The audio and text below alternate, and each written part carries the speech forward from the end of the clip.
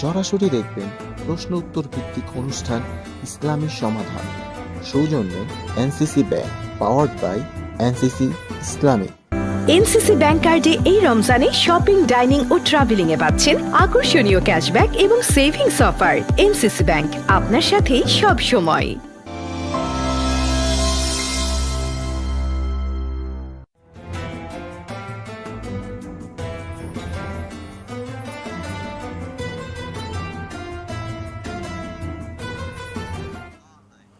বিসমিল্লাহির রহমানির রহিম। আলহামদুলিল্লাহি রাব্বিল আলামিন ওয়াল আকিবাতু লিল মুত্তাকিন ওয়াসসালাতু ওয়াসসালামু আলা সাইয়্যিদিনা মুহাম্মদ সাল্লাল্লাহু আলাইহি ওয়াসাল্লাম। প্রিয় দর্শক, আপনারা দেখছেন এনসিসি ব্যাংক নিবেদিত ইসলামী সমাধান, পড়বে এনসিসি ইসলামিক। প্রিয় দর্শক, আমরা প্রতিটা দিন এই সময়ে আপনাদের সামনে একটি গুরুত্বপূর্ণ বিষয় নিয়ে আলোচনা করি, যে বিষয়ের উপর আমাদের জ্ঞান অর্জন করা দরকার, আমাদের জানাশোনা থাকা প্রয়োজন। আমরা জানি যে মানুষ সামাজিক জীব, সমাজবদ্ধ জীবনযাপন তাকে করতে হয়। এই যে পারিবারিক প্রয়োজন আর সামাজিক প্রয়োজনে তাকে অনেক কিছু মেনটেন করতে হয়, তাকে অনেক কিছু ক্রয় করতে হয়। আরেক দল আছে সমাজে যারা উৎপাদন করে, তাদের অনেক কিছু বিক্রয় করতে হয়। এই যে ক্রেতা আর বিক্রেতার যেখানে সম্মেলন ঘটে, সেটি হচ্ছে বাজার। এই বাজার ব্যবস্থায় ক্রেতা এবং বিক্রেতার অনেক করণীয় আছে। কিভাবে, কোন ওয়েতে, কোন পদ্ধতিতে বাজারটা গরম না হয়ে শান্ত থাকবে, ডিমান্ড অ্যান্ড সাপ্লাই ঠিক থাকবে, এসব বিষয়ে ইসলাম দারুণ কিছু কথা বলেছে এবং এই ক্ষেত্রে ইসলাম সুন্দর রূপরেখা দিয়েছে। আর এই বিষয়টি আলোচনার জন্য আমরা আমাদের স্টুডিওতে নিমন্ত্রণ জানিয়েছি একজন সম্মানিত অতিথিকে। তিনি হচ্ছেন মোহাম্মদ আব্দুল কাহার সিদ্দিকী, সম্মানিত খতিব, অর্চিন কেয়ার জামে মসজিদ। প্রিয় দর্শক, চলুন আমরা তার সাথে কথা বলি, পরিচিত হই এবং তার মাধ্যমে আমরা বাজার ব্যবস্থায় ক্রেতা এবং বিক্রেতার করণীয় কি সেটিও জানার চেষ্টা করব। চলুন আমরা আলোচনায় ফিরে যাই। আসসালামু আলাইকুম।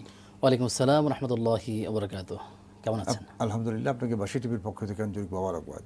বারাকাল্লাহু ফিকুম। আপনাকেও ধন্যবাদ। আমরা যে বিষয়টি নিয়ে আলোচনা করতে চাই, আপনি অলরেডি শুনেছেন যে বাজার ব্যবস্থায় ক্রেতা এবং বিক্রেতার করণীয় কি, এবং এটি অত্যন্ত গুরুত্বপূর্ণ। মানব জীবন বর্তমান সময়ে, বর্তমান যুগে বাজার ছাড়া চলে না, চলতে পারে না।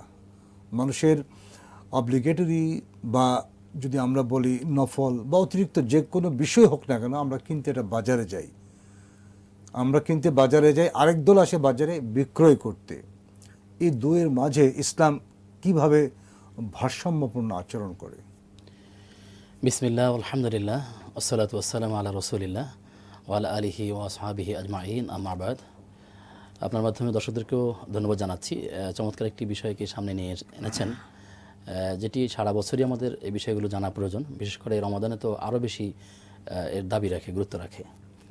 দেখুন, বাজার ব্যবস্থার ত্রুটি নিয়ে আমরা কেন কথা বলবো বা ক্রেতা বিক্রেতার বিষয়গুলো নিয়ে কেন কথা বলবো, এই কথা বলার আগে রাসূল সাল্লাল্লাহু আলাইহি ওয়াসাল্লামের একটা হাদিসের কথা আমরা স্মরণ করব। তারপরেই আমরা কেন মনে করছি সেটা আলোচনার বিষয়।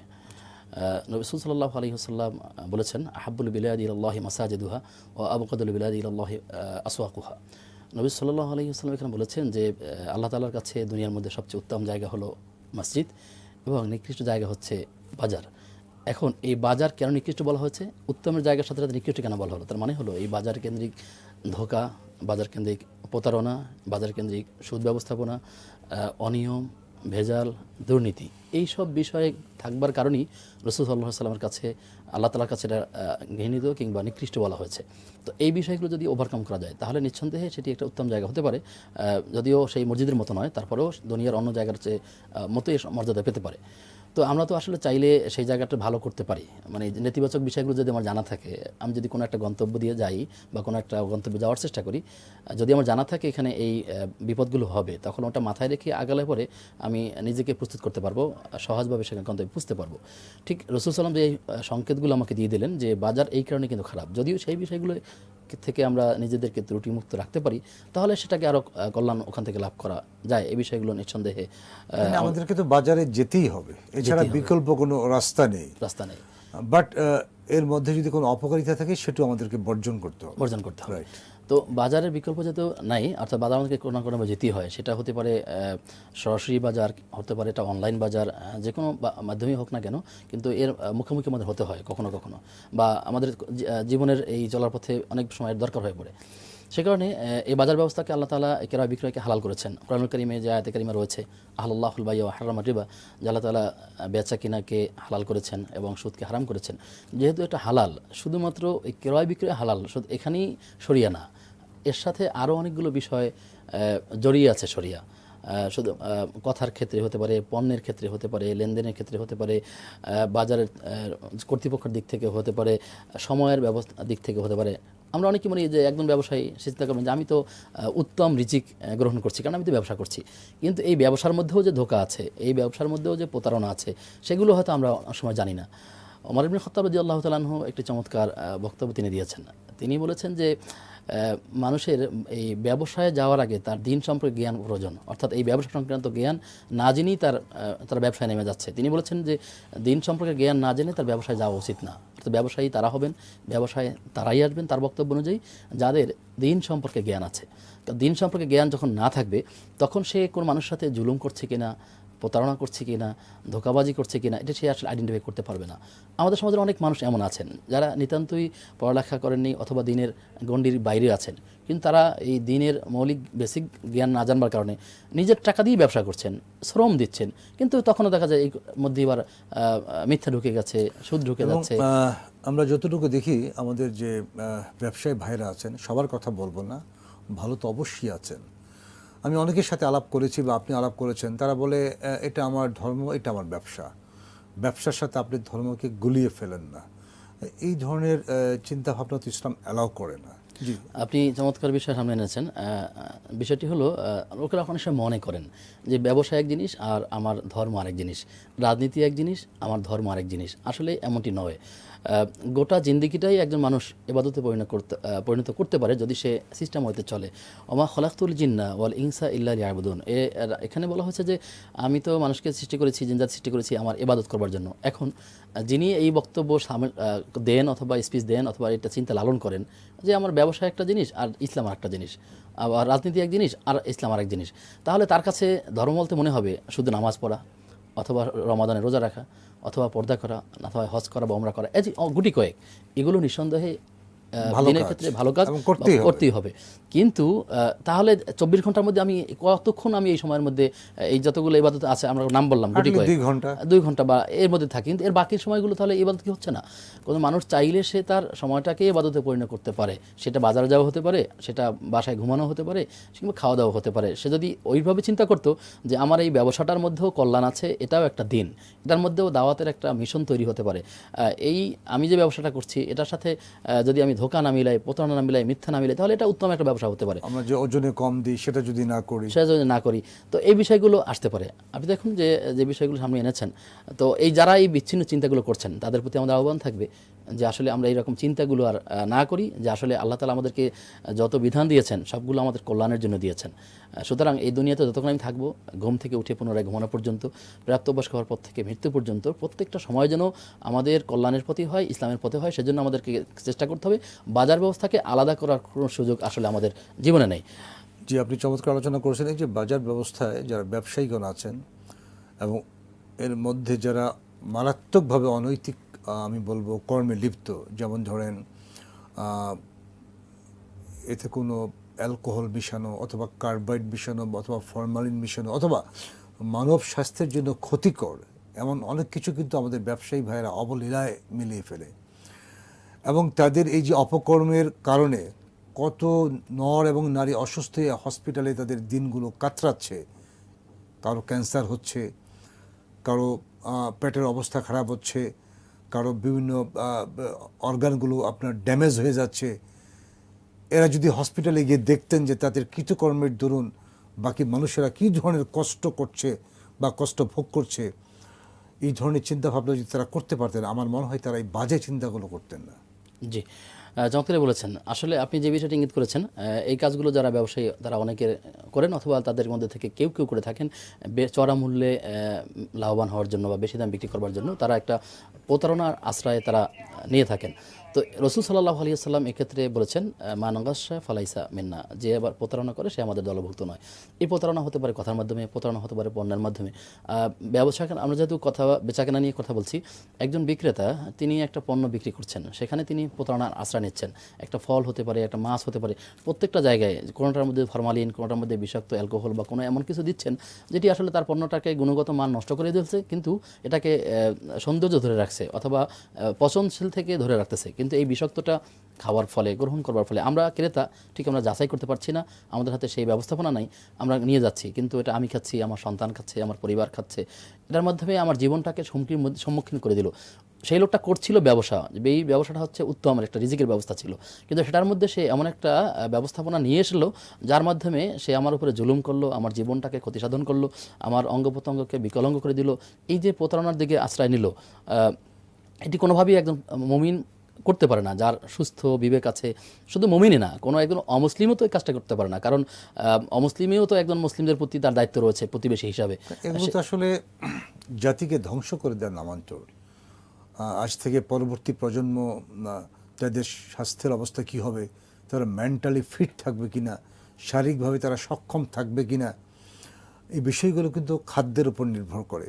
তো খাদ্যে যদি ভেজাল থাকে, এটা একটা বিষয়। আরেকটা বিষয় হচ্ছে যে আমাদের অনেক ব্যবসায়ী মনে করেন যেভাবেই কামাই করি না কেন সমস্যা নেই, আমি তো হালাল দ্রব্যের ব্যবসা করছি। কিন্তু হালাল দ্রব্যের ব্যবসা করলে যে হালাল হয়ে যায় না, এই বিষয়টা তো তাদের বোঝা উচিত, তাই না? জি জি, শুধুমাত্র কিনলাম আর আমি সস্তালভ্য কাউকে পৌঁছাইলাম বা কম লাভে পৌঁছাইলাম, কিন্তু এখানে পণ্যটাকে নিয়ে এসে যদি এখানে মিথ্যা শপথ করে, মিথ্যা কথা বলে, এগুলো অনেক কয়েকটা বিষয় এখানে জড়িয়ে আছে, আমরা সেই কথাগুলো বলবো। তো বলছিলাম যে প্রতারণা করে বা কিংবা মানুষ একজনের ওজনে কম দেওয়ার ক্ষেত্রে প্রতারণা করতে পারে, অনেক প্রতারণার অনেকগুলো ক্ষেত্র তৈরি আছে, যত ধরনের প্রতারণা, সবগুলো কথাই আমাদের এই আলোচনার আওতাভুক্ত বা আমরা সেই বিষয় নিয়ে কথা বলতে চাই। ওজনের বেলা করিও না হেলা, মাপকাঠি তব রাখিও সমান, ঝোল রাখি ঠিক, মাপিও সঠিক, দিও না কেউ কমি তিল পরিমাণ। চমৎকার একটি কথা, আসলে আমরা কয়জন সেটা মানার চেষ্টা করি। তো একজন যিনি তিনি সম্পূর্ণভাবে দেওয়ার চেষ্টা করবেন, পূর্ণ মাত্রায় যতটুকুন সে পাবেন, যতটুকুন তার হক, তিনি তার ক্রেতাকে এটাকে পৌঁছে দেবেন, কখনোই এখানে গোপন করবেন না। আব্দুর রহমান আউফ রাদিয়াল্লাহু তাআলা আনহুর একটি বক্তব্য আছে, তিনি বলেছিলেন, তাকে জিজ্ঞাসা করেছিল যে আপনি যে ব্যবসা করছেন, আপনার ব্যবসার মধ্যে দেখছি দিন দিন বৃদ্ধি পাচ্ছে, এই ব্যবসার মোট বারাকার মোট জায়গাটা কোন জায়গায়? তিনি বলছেন যে আমি কখনোই ক্রেতার সাথে প্রতারণা করি না, আমি আমার পণ্যের দোষটা ক্রেতাকে বলে দিচ্ছি যে আমার পণ্যের মধ্যে এই দোষ আছে। আপনি দেখুন, একজন সাহাবী, তিনি ব্যবসায়ী ছিলেন, তার দৃষ্টান্ত যদি আমরা গ্রহণ করতে পারি, যে তিনি বলেছেন যে আমার ব্যবসার বারাকার জায়গা তো সেইটা যে আমি আমার ব্যবসার, আমার পণ্যের দোষ আমি ক্রেতাকে বলছি। যেমন ধরুন, পণ্যটা যদি ভিজা হয়, আমি বলবো যে ভাই এটা আসলে একটা চালই নিয়ে আসছিলাম, হয়তো বৃষ্টির পানিতে অনাকাঙ্ক্ষিতভাবে ভিজে গেছে, কিংবা আমার আটা কিংবা যেই দ্রব্যটাই হচ্ছে, অথবা এটা এক নম্বর খেজুর না, হ্যাঁ, অথবা আমি কম দামের খেজুর, বেশি দামের খেজুর, অথবা গুণগত মান, এটার তো ক্যাটাগরি আছে A B C, হ্যাঁ, এভাবে ভাগ করা আছে। এটা আসলে এই টাকা এবং এটা এই পণ্যের, কখনোই এটা আমি সিটাকে এ কখনোই বলবো না, বা 3 নম্বরটাকে কখনোই 1 নম্বর বলবো না। এক্ষেত্রে আরেকটি ঘটনা আছে যেটা আপনিও অবশ্যই জানেন, সেটা হচ্ছে যে আল ইমাম আল আযম আবু হানিফা তো কাপড় ব্যবসা করতেন, এবং তিনি একদিন তার দোকানে তার কর্মচারীকে রেখে বাড়িতে বা কোথাও যান, এসে দেখেন যে কর্মচারী একটা কাপড় বিক্রি করেছে, বাট সেখানে কিছু দোষ ছিল বা ত্রুটি ছিল। তো কর্মচারী এটা প্রকাশ করে নাই আপনার ক্রেতার কাছে। তিনি এসে যখন জানলেন এই অবস্থা, এবং ক্রেতাও ছিল আননোন, তিনি কিন্তু তার ওই দিনের যে বিক্রি যে লব্ধ অর্থ, সেটাকে তিনি হালাল মনে করেননি। কিন্তু আমরা কি করতাম? আমরা করতাম যে যাই হোক, তুমি বিক্রি করে ফেলছো, খারাপ জিনিস, খুব ভালো হয়েছে। মালিকরা সাধারণত কর্মচারীদেরকে এভাবে উৎসাহিত করে যে তুমি এটা কাজ করতে পেরেছো। আসলে মূলত এই যে একটা ধোকা দেওয়া হলো, তার ব্যবসাটা হালাল ছিল, কিন্তু এখানে একটা প্রতারণাযুক্ত হওয়ার কারণে, ধোকাযুক্ত হওয়ার কারণে এটা হারাম হয়ে যাচ্ছে। এভাবে নানা বিষয়ভাবে আমাদের সাথে এই হারামটাকে জড়িয়ে নেওয়ার চেষ্টা করা হচ্ছে। তো বলছিলাম যে সাহাবী তিনি বলছিলেন যে আসলে আমি আমার পণ্যের দোষটাকে বলে দিচ্ছি, আর ইসলাম তো সেটাই বলে যে পণ্যের দোষ বা কোনো রকম সমস্যা, গুণগত মান আপনি বলতে হবে। আপনি একটা আপেল বিক্রি করেন কিংবা একটা ফল বিক্রি করেন, সেটা যদি এখানে প্যাকেটের গায়ে একটু ছিদ্র থাকে আপনি বলবেন, কিন্তু আমাদের দেশের লোকেরা তারা করেন, যেখানে একটা ছিদ্র আছে ওখানে একটা লেবেল লাগিয়ে ওটাকে ফ্রেশ দেখানোর চেষ্টা করা হয়, যেটা একটু কালো দাগ বসে আছে সেখানে একটা স্টিকার দিয়ে সেটাকে ঢেকে দেওয়ার চেষ্টা করা হয়। এই যে হালাল ব্যবসাটাকে মানে ভিন্নভাবে হারাম করে দেওয়া হচ্ছে, তাহলে বারাকাত সেখানে নষ্ট হয়ে যাচ্ছে। আমরা আপনার বাকি কথাটা শুনবো ছোট্ট একটা বিরতির পরে। প্রিয় দর্শক, আপনারা দেখছেন এনসিসি ব্যাংক নিবেদিত ইসলামিক সমাধান, পাওয়ার্ড বাই এনসিসি ইসলামিক। দারুণ আলোচনা চলছে বাজারে ক্রেতা এবং বিক্রেতার করণীয় এ বিষয়ে। প্রিয় দর্শক, আমরা ছোট্ট একটা বিরতিতে যাব, আমাদের সাথেই থাকুন, আমরা আবারও ফিরে আসছি ইনশাআল্লাহ।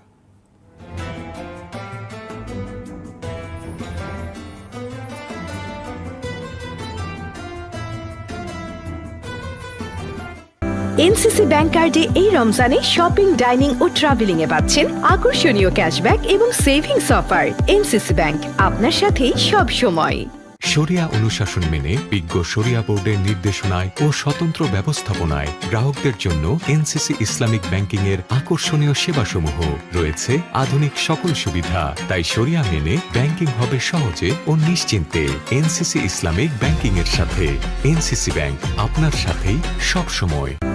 বিশ্বজুড়ে বিস্তৃত নেটওয়ার্ক ও প্রয়োজনীয় আধুনিক সকল সুবিধা নিয়ে রেমিটেন্স সেবায় আপনার বিশ্বস্ত প্রতিনিধি এনসিসি ব্যাংক আপনার সাথে সব সময়। বিশিষ্ট ইসলামী চিন্তাবিদ অধ্যাপক সোহেলা সোভান রচিত গ্রন্থ দৈনন্দিন জীবনে কোরআনের ভূমিকা। গ্রন্থটি পাওয়া যাচ্ছে হাক্কানি পাবলিশার্সে। বিশিষ্ট ইসলামী চিন্তাবিদ অধ্যাপক সোহেলা সোভান রচিত গ্রন্থ শান্তির প্রতীক নবীজি। গ্রন্থটি পাওয়া যাচ্ছে হাক্কানি পাবলিশার্সে।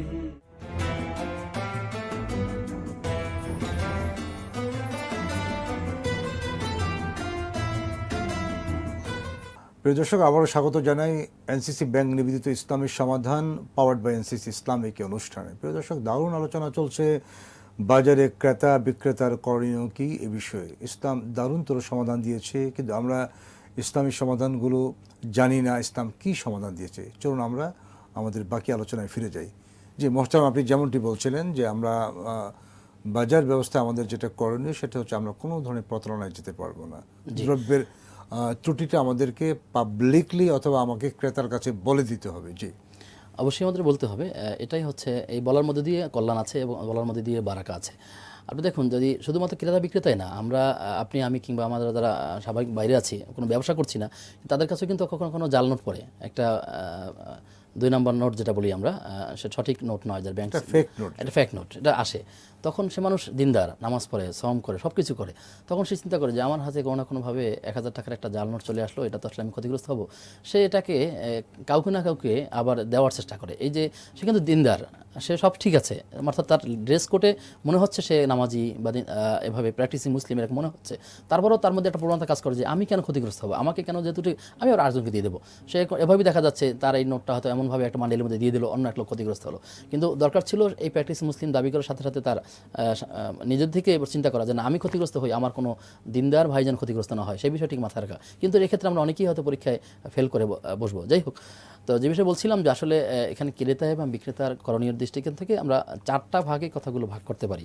একটি হচ্ছে বাজার কেন্দ্রিক, যারা বাজার ব্যবস্থাপনা করেন, বাজারের সাথে যারা জড়িত, বাজার যারা নিয়ন্ত্রণ করেন, বাজার যারা প্রতিষ্ঠা করেন, এই বাজার দায়িত্বশীল যারা, তাদের পক্ষ থেকে কিছু করণীয় আছে, কিছু বর্জনীয় আছে। ঠিক যিনি একজন বিক্রেতা, তার দৃষ্টিকোণ থেকে কিছু করণীয় আছে, কিছু বর্জনীয় আছে। যিনি ক্রেতা, তার দিক থেকে কিছু করণীয়, কিছু বর্জনীয় আছে। আবার ক্রেতা এবং বিক্রেতা উভয়ের দিক থেকে কিছু করণীয়, বর্জনীয় আছে। আমরা এই 4টা অংশেই আমাদের সাথে রিলেটেড। কখনো কখনো আমি একজন বিক্রেতা, কখনো আমি একজন ক্রেতা, কখনো কখনো আমি একজন বাজারের এই ব্যবসার সাথে অংশীদারিত্ব কাজ করছি। বাজার ব্যবস্থাপনার সাথে যারা জড়িত আছেন, তাদের প্রথম কাজ হলো যে বাজারটা এমন জায়গা হবে যাতে জনসমাগম খুব সহজে আসতে পারে, বাজারে সব রকম সুবিধা তাদের দেওয়া দরকার। অনেক ক্ষেত্রে পুরুষের পাশাপাশি নারীরাও আসেন। আপনি দেখবেন যে অনেক জায়গায় নারীরাও আসতে হয়, তারা কোনো কোনো কারণে তারা হিজাব মেনটেন করে বা নিজেকে শালীনভাবে মেনটেন করে তারা বাজারে যেতে হয়। কখনো কখনো নারীরা, যেখানে পণ্যের সরবরাহটা স্মুথলি হতে পারে, সেখানে তাদের যেতে হয় অনন্য উপায় হয়ে। কিন্তু নামাজে রুখতে হলে পরে সেখানে কোনো আমাদের ব্যবস্থা থাকে না, কিংবা তার কোনো হাজতের প্রয়োজন হলে টয়লেট কিংবা অন্যান্য ভালো ওয়াশরুমের ব্যবস্থা নাই।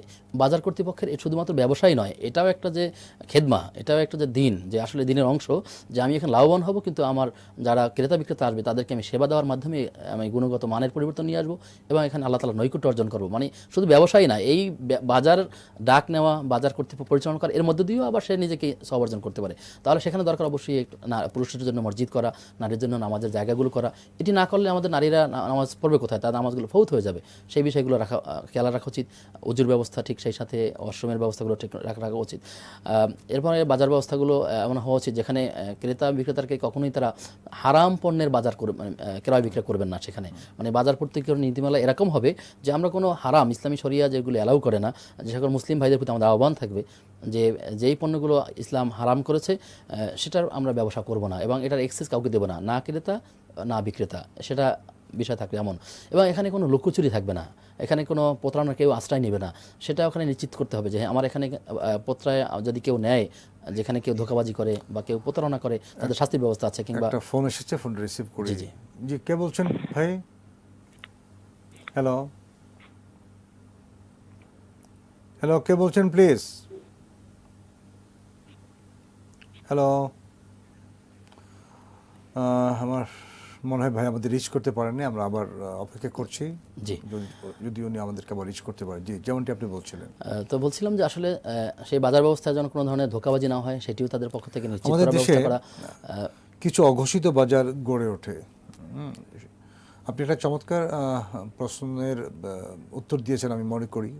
প্রশ্ন বলতে সুপ্ত প্রশ্ন, যে যারা বাজার অথরিটি, যারা বাজারকে মেনটেন করে, বাজারটাকে যারা গড়ে, বাজার হিসাবে গড়ে তোলে, তাদের বেশ কিছু মানে কি বলে আপনার ফরজ কাজ আছে আমি মনে করি, অব্লিগেটরি, যে আমার এই বাজারে কোনো হারাম দ্রব্যের বেচাকেনা চলবে না, আমার এই বাজারে কোনো ভেজাল দ্রব্যের বেচাকেনা চলবে না, আমার এই বাজারে কোনো 2 নম্বর 3 নম্বর দ্রব্যকে আমি 1 নম্বর লেভেল লাগাই দিলাম, সে ধরনের ব্যবসা চলবে না।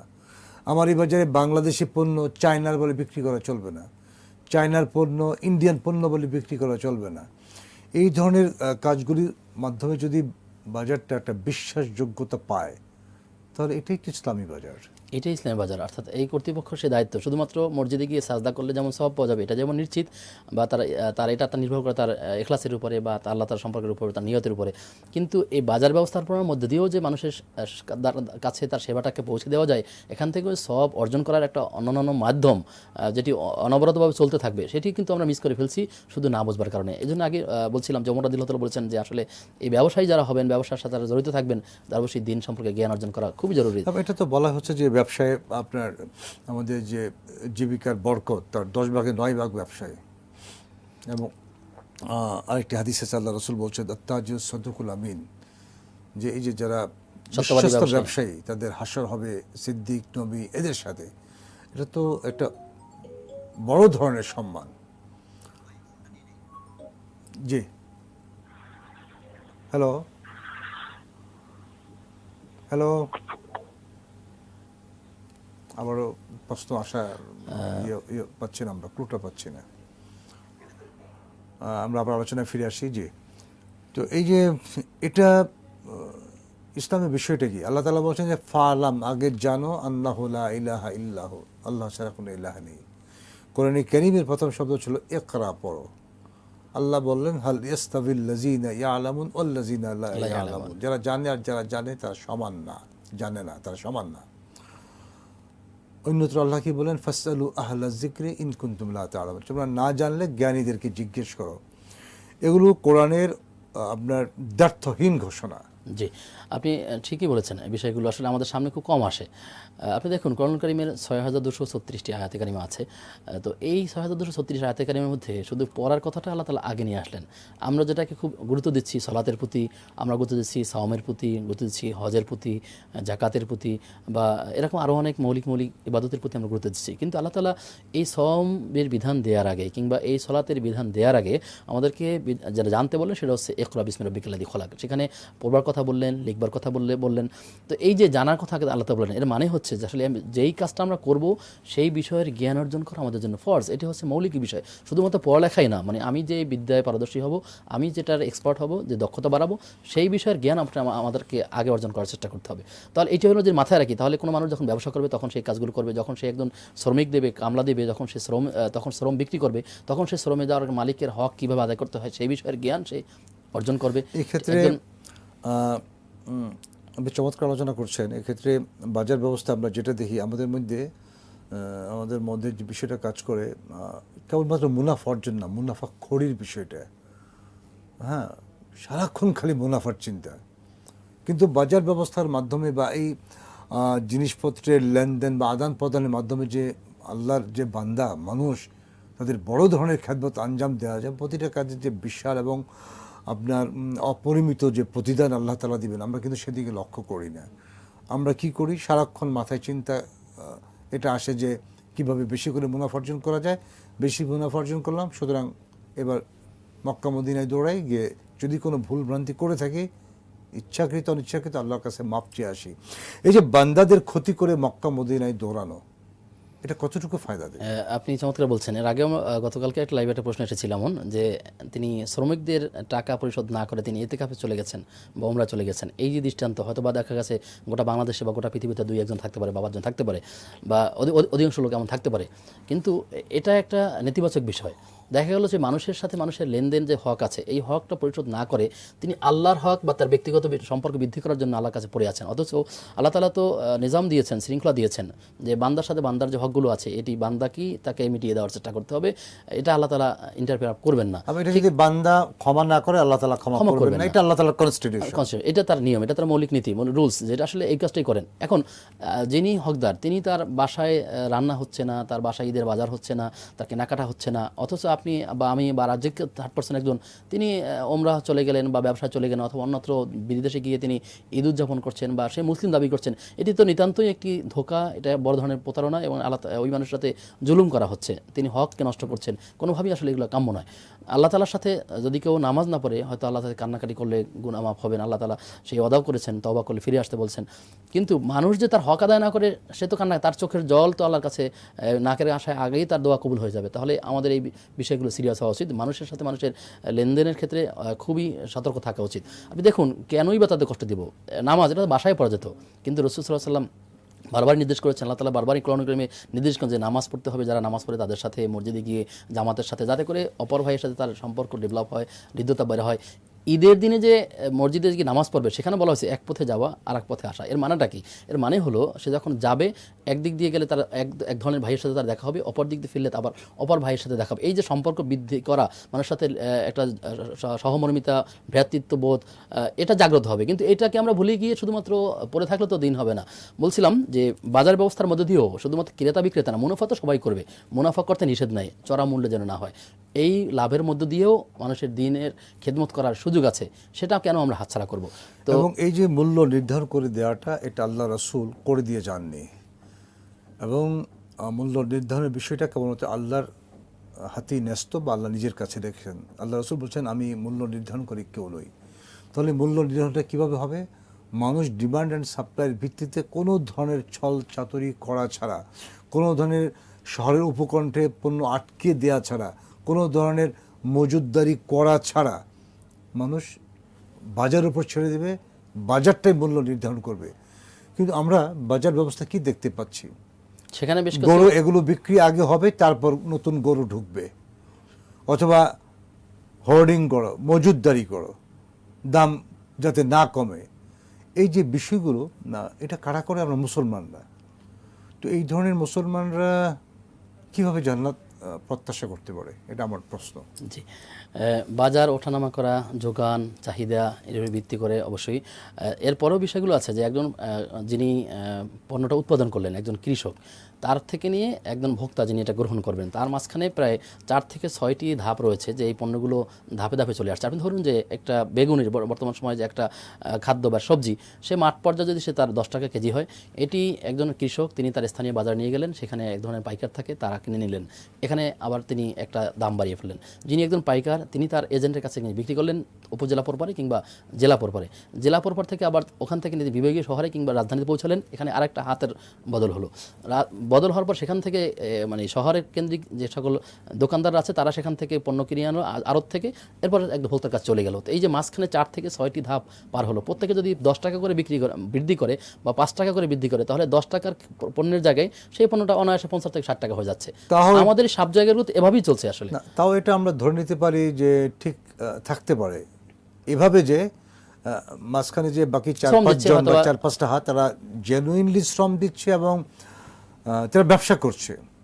কিন্তু আমরা রিসেন্টলি দেখলাম আমাদের একজন সম্মানিত উপদেষ্টা বর্তমান কেয়ারটেকার গভর্নমেন্টের বা অন্তর্বর্তীকালীন সরকারের বললেন যে কারওয়ান বাজারে ডিম বিনা কারণে 4-5 বার হাত বদল হয় আর ডিমের দাম বাড়ে।